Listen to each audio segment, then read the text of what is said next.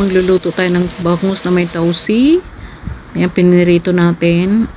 Ito yung mga ingredients: luya, bawang, sibuyas, kamatis. Tapos meron din tayong sili, talong. Ayan. Yung bangus, i-coat natin yan sa flour. So, meron tayong pritong tokwa.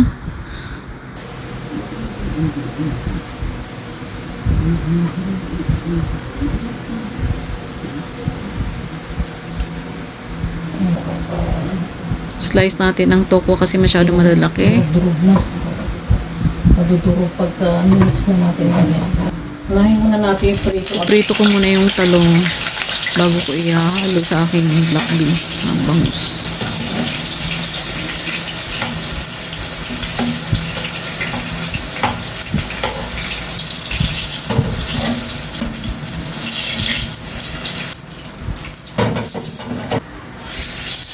Ang bangus na naman ang aking ipiprito.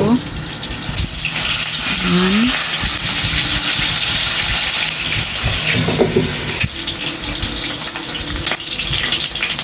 Itatagilid ko siya kasi hilaw yung kabila.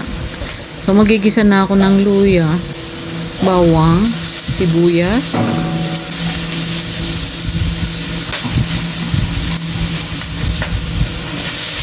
kamatis, mix lang, black beans, asin, black pepper,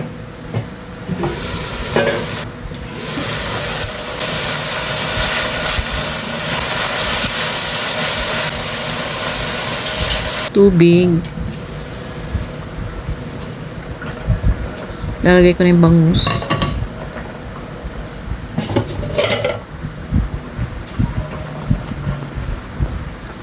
Tikman ko.